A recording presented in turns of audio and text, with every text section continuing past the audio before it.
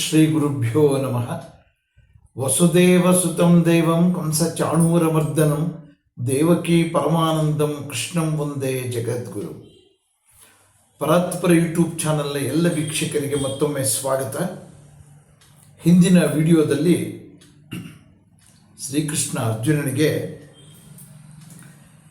ಈ ದೈವಿ ಸಂಪತ್ತು ಮತ್ತು ಅಸುರಿ ಸಂಪತ್ತು ಅನ್ನುವಂಥ ವಿಭಾಗವನ್ನು ತಿಳಿಸ್ತಾ ಈ ದಂಭ, ದರ್ಪ, ಅಭಿಮಾನ, ಅವಿವೇಕ ಇವೆಲ್ಲವೂ ಕೂಡ ಅಸುರಿ ಗುಣಗಳು ಅಂತ ಹೇಳಿದ. ದೈವಿ ಸಂಪತ್ತು ಮೋಕ್ಷದಾಯಕವಾದರೆ ಅಸುರಿ ಸಂಪತ್ತು ಬಂಧನಕ್ಕೆ ಸಿಲುಕಿಸಿ ನಮ್ಮಿಂದ ನಾನಾ ರೀತಿಯ ತಪ್ಪುಗಳನ್ನು ಮಾಡಿಸುವಂಥದ್ದು ಅಂತ ಹೇಳಿ ಕೊನೆಗೆ ನೀನು ಅಸುರಿ ಸಂಪತ್ತನ್ನೇನು ಹೊಂದಿಲ್ಲ, ನೀನು ದೈವಿ ಸಂಪತ್ತಿಗೆ ಸೇರಿದವನು ಅಂಥೇಳಿ ಶ್ರೀಕೃಷ್ಣ ಅರ್ಜುನನಿಗೆ ಒಂದು ಉತ್ತಮವಾದಂಥ ಮಾತನ್ನು, ಸರ್ಟಿಫಿಕೇಟನ್ನು ಕೊಡ್ತಾ ಇದ್ದಾನೆ. ನೀನು ದೈವಿ ಸಂಪತ್ತಿಗೆ ಸೇರಿದಂಥವನು ಅಂತ ನಿರ್ಧಾರ ಮಾಡಿ ಹೇಳ್ತಾ ಇದ್ದಾನೆ. ಮತ್ತೆ ಮುಂದುವರೆದು ಈ ಅಧ್ಯಾಯದ 6 ಮತ್ತು 7ನೇ ಶ್ಲೋಕಗಳಲ್ಲಿ ಭಗವಂತ ಏನನ್ನು ಹೇಳ್ತಾನೆ ಅಂತ ನೋಡೋಣ. ದ್ವೌಭೂತ ಸರ್ಗೌ ಲೋಕೇಸ್ಮಿನ್ ದೈವ ಅಸುರ ಏವ ಚ ದೈವೋ ವಿಸ್ತರಶಃ ಪ್ರೋಕ್ತಃ ಆಸುರಂ ಪಾರ್ಥ ಮೇ ಶೃಣು ಅಂತ ಹೇಳಿದ. ಹೇ ಅರ್ಜುನ, ಈ ಲೋಕದಲ್ಲಿ ದೈವಿ ಮತ್ತು ಅಸುರಿ ಅನ್ನುವಂಥ 2 ವಿಧಗಳು ಇದ್ದಾವೆ. ಇಲ್ಲಿವರೆಗೆ ನಾನು ನಿನಗೆ ದೈವಿ ಜಾತಿಯನ್ನು ಕುರಿತು ವಿವರಿಸಿದ್ದೇನೆ. ಇನ್ನು ಮುಂದೆ ಅಸುರಿ ಜಾತಿಯನ್ನು ಕುರಿತು ವರ್ಣಿಸ್ತೀನಿ, ಕೇಳು ಅಂತ ಹೇಳ್ತಾ ಇದ್ದಾರೆ. ಈ ಅಧ್ಯಾಯದ ಮೊದಲ 3 ಶ್ಲೋಕಗಳಲ್ಲಿ ದೈವಿ ಸ್ವಭಾವವನ್ನು ಕುರಿತು ಹೇಳಿದ್ದಾನೆ ಭಗವಂತ. 4ನೇ ಶ್ಲೋಕದಲ್ಲಿ ಅಸುರಿ ಗುಣಗಳನ್ನು ಕೂಡ ಹೇಳಿದ್ದಾನೆ. ಆದರೂ ಅದನ್ನು ಮತ್ತಷ್ಟು ವಿವರವಾಗಿ ತಿಳಿಸ್ತೀನಿ, ಕೇಳು ಅಂಥೇಳಿ ಶ್ರೀಕೃಷ್ಣ ಅರ್ಜುನನಿಗೆ ಹೇಳ್ತಾ ಇದ್ದಾನೆ. ಯಾಕೆಂತಂದರೆ ದೈವಿ ಸ್ವಭಾವದ ಬಗ್ಗೆನೂ ಮತ್ತು ಅಸುರಿ ಸ್ವಭಾವದ ಬಗ್ಗೆನೂ ಈ ಹಿಂದೆ ಕೂಡ ಅನೇಕ ಸಂದರ್ಭಗಳಲ್ಲಿ ಭಗವಂತ ಹೇಳಿದ್ದಾನೆ. ಬೇರೆ ಬೇರೆ ಅಧ್ಯಾಯಗಳಲ್ಲಿ ಸಂದರ್ಭಕ್ಕನುಗುಣವಾಗಿ ಹೇಳ್ತಾ ಹೋಗಿದ್ದಾರೆ. ಇಲ್ಲಿ ಈ ದೈವಾಸುರ ಸಂಪದ್ವಿಭಾಗ ಯೋಗ ಈ ಅಧ್ಯಾಯನೇ ಅದಕ್ಕೆ ಸಂಬಂಧಪಟ್ಟಿರೋದಾದ್ರಿಂದ ಇಲ್ಲಿ ವಿಶದವಾಗಿ ಹೇಳ್ತಾ ಇದ್ದಾನೆ. ಆಸುರಿ ಸಂಪತ್ತನ್ನು ಕುರಿತು ಇನ್ನಷ್ಟು ವಿಶದವಾಗಿ ಹೇಳ್ತೀನಿ ಅಂತ ಹೇಳಿದ.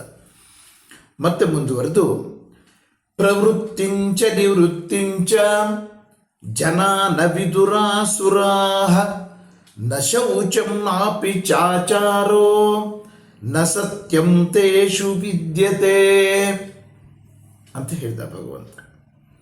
ಅಂದರೆ ಈ ಅಸುರಿ ಗುಣದವರಿಗೆ ಪ್ರವೃತ್ತಿ ನಿವೃತ್ತಿ ಅಂದ್ರೇನು ಅನ್ನುವಂಥದ್ದೇ ಗೊತ್ತಿಲ್ಲ.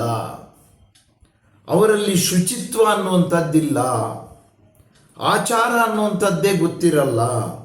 ಅವರು ಸತ್ಯವನ್ನೂ ಕೂಡ ಹೇಳಲ್ಲ ಅವರು ಅಂತ ಹೇಳ್ತಾ ಇದ್ದಾನೆ.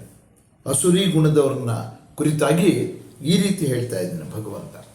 ಏನು, ಈ ಅಸುರಿ ಗುಣದವರಿಗೆ ಪ್ರವೃತ್ತಿ ನಿವೃತ್ತಿ 2 ಗೊತ್ತಿಲ್ಲ ಅಂದ.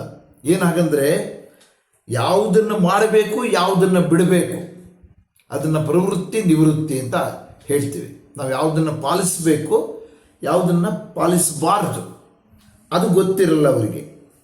ಮತ್ತು ಏನಾದರೂ ಮಾಡಿ ಅವರು ಅನುಭವಿಸಬೇಕು ಅನ್ನೋದೊಂದೇ ಗುರಿ. ಯಾವುದು ಮಾಡ್ಬೋದು, ಯಾವುದು ಬಿಡ್ಬೋದು ಅನ್ನೋದರ ವಿವೇಚನೆ ಇಲ್ಲದೆ ಅದನ್ನು ಪಡಿಬೇಕು ಅಥವಾ ಅದನ್ನು ಅನುಭವಿಸಬೇಕು ಅನ್ನುವಂಥದ್ದು ಒಂದೇ ಗುರಿ. ಹೇಗಾದರೂ ಮಾಡಿ ಅದನ್ನು ಅನುಭವಿಸುವಂಥ ಒಂದು ಕಾತುರತೆ ಬುದ್ಧಿ ಅವರಲ್ಲಿ ಇರುತ್ತೆ. ಹಾಗೂ ದೈಹಿಕವಾಗಿ ಮತ್ತು ಮಾನಸಿಕವಾಗಿ ಅವರಲ್ಲಿ ಶುಚಿತ್ವ ಇರಲ್ಲ.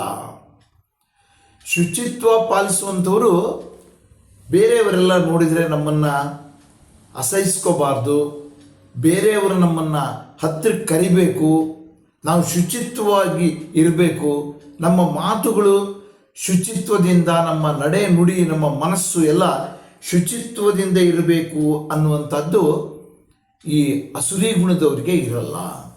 ಅಂತ ಹೇಳ್ತಾ ಇದ್ದಾನೆ. ಅವರಿಗೆ ಶುಚಿತ್ವ ಪಾಲಿಸೋದು ಗೊತ್ತಿಲ್ಲ, ನಡೆ ನುಡಿ ಅಂತೂ ಗೊತ್ತೇ ಇಲ್ಲ ಅವರಿಗೆ ಹೇಳ್ತಿದ್ದದು. ಹೇಗೆ ನಡಿಬೇಕು ಹೇಗೆ ನಡಿಬಾರ್ದು ಅನ್ನೋಂಥದ್ದರ ಪರಿವೇ ಇರಲ್ಲ.